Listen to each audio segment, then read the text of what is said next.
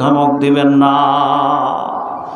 আল্লাযীনা ইয়াকুলুনা আমওয়ালাল ইয়াতামা যুলমা, আল্লাহ বলেন যারা এতিমের মাল অন্যায়ভাবে ভক্ষণ করবে সেজন্য এতিমের মাল খাইল না। ইয়াকুলুনা ফি বুতুনিহিম নারা, সেজন্য তার পেটের ভিতরে আগুন ঢুকাইলো। আগুন ঢুকাইলো কি ঢুকাইলো? আগুন ঢুকাইলো।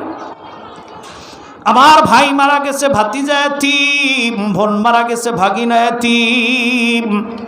আমি যদি আল্লাহরে ভয় করি তার উপরে আমি জুলুম করতে পারি না।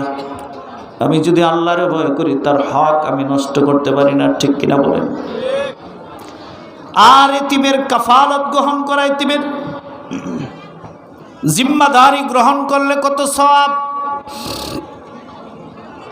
মনে করেন এই যে মাদ্রাসা, এই মাদ্রাসায় দারুল কোরআন মাদ্রাসায় যদি কোনো ভাই এসে বলে সভাপতি সাহেব আমি আপনার মাদ্রাসার একটা এতিম বাচ্চার মাসিক খরচ বহন করলাম, 3000 টাকা আমি প্রতি মাসে তার বাবদ দিয়া দেওয়া। আল্লাহর নবী বলে ওই এতিমের অভিভাবক আর আমি কাহাতাইনি ফিল জান্নাহ, জান্নাতে ও আশারা বিসাব্বাবাতি ওয়াল মুস্তা, এই দুই আঙ্গুলের দিকে দেখাইছে। এই দুইটা আঙ্গুলের তফাৎ যতটুকু, ওই এতিমের অভিভাবক আমি নবীর সাথে জান্নাতে যাবে। আহা, কত গুরুত্ব একটা এতিমের। আর নবীর সাথে জান্নাতে যাওয়ার আবেগ আমাদের যদি বেশি থাকতো তাহলে সুবহানাল্লাহর আওয়াজ বাড়তো, ঠিক কিনা বলেন? সাহাবায়ে কেরামের কত আবেগ ছিল নবীর সাথে থাকা। হযরত রবিআত ইবনুল কাব আল আসলামী রাদিয়াল্লাহু তাআলা আনহু তিনি বলেন আবাইতু মান নবী সাল্লাল্লাহু আলাইহি ওয়াসাল্লাম, আমি নবীর সাথে একদিন রাতের বেলা এক রুমে ছিলাম। ফাতাইতুহু বিওযুইহি ওয়া হাজাতিহি,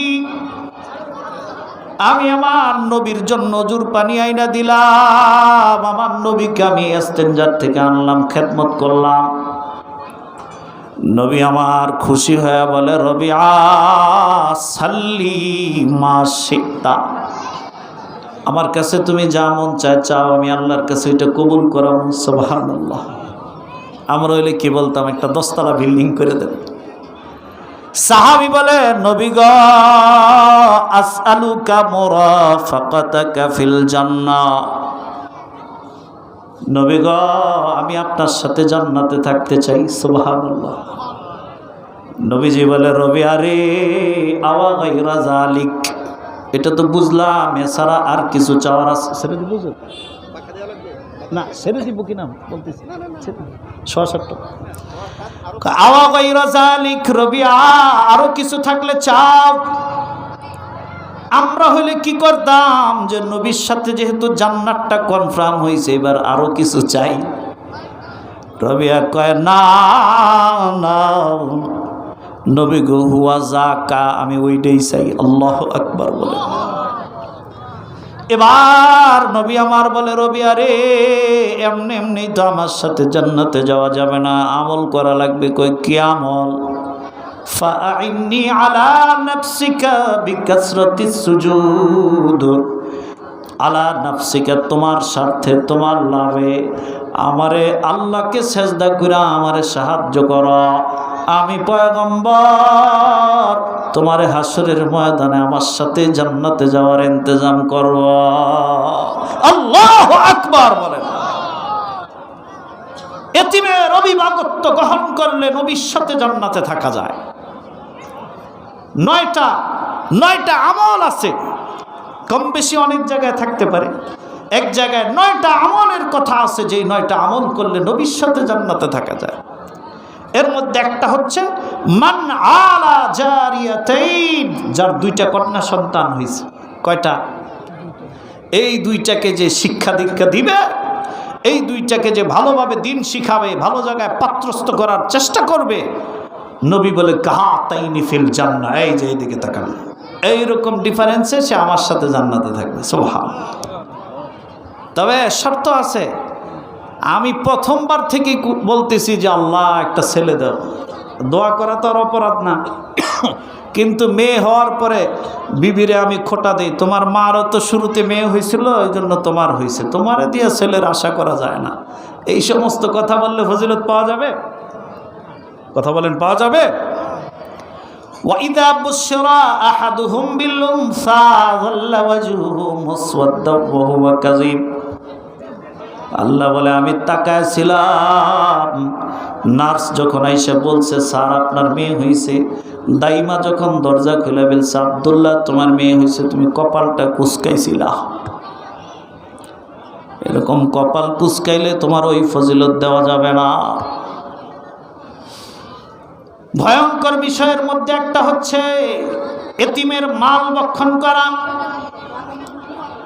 6 নম্বর হচ্ছে ওয়াকাযফুল মুহসানাতিল মুমিনাত। আমার স্ত্রী সতী সাধবী, আমার বোন সতী সাধবী, আমার ভাবি সতী সাধবী, আমার প্রতিবেশীর মেয়েটা মহিলাটা সতী সাধবী, ভালো মেয়ে। আমি আমার স্বার্থে আমি রাগ করে গোসা করে তাকে পচানোর জন্য তার ব্যাপারে অপবাদ দিয়ে দিলাম। নবী বলে এই কাজটা হচ্ছে তোমার জীবন ধ্বংসকারী কাজ, এটা করতে পারবা না।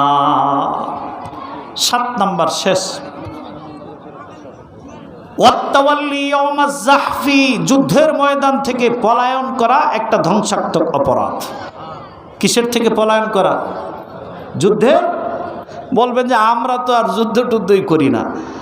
আহা, আল্লাহর নবী বলেন মান মাতা ওয়া লাম ইয়াগযু ফি সাবিলিল্লাহ আও লাম ইউহাদ্দিস বিহি নাফসাহু, যে মারা গেল জিন্দেগিতে কোনোদিন যুদ্ধ জিহাদ করলো না, অথবা করে নাই, তার সুযোগ হয় নাই, কিন্তু দিলের ভিতরে সেই তামান্না, সেই স্পৃহা, সেই প্রেরণাও সে রাখে নাই, মাতা আলা শা'বাতিন মিনান নিফাক, যে যেন মুনাফিকের উপরে, মুনাফিকের আলামতের উপরে অন্তর্ভুক্ত হয়ে ইন্তেকাল করলো। নাউযুবিল্লাহ।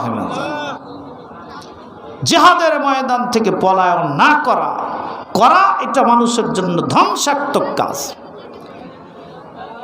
হযরত আবু আইয়ুব আনসারী রাহমাতুল্লাহ রাদিয়াল্লাহু তাআলা আনহু, সাহাবায়ে কেরামের দ্বীনের জন্য কত বড় ত্যাগ, কত বড় কুরবানি।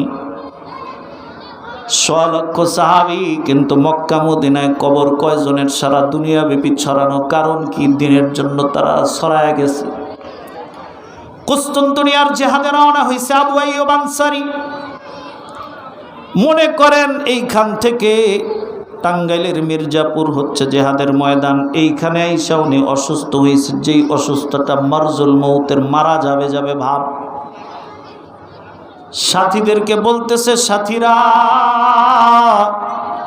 আমার মনে হয় আমি জিহাদের ময়দানে গিয়ে পৌঁছতে পারবো না, হায়াত পাবো না। আমি যদি এইখানে মারা যাই, তোমরা আমার এইখানে লাশটা দাফন করো না, আমার লাশটা তোমরা বহন করে জিহাদের ময়দানে নিয়ে যাইবা, জিহাদের ময়দানে আমার লাশটা দাফন করে দিবা,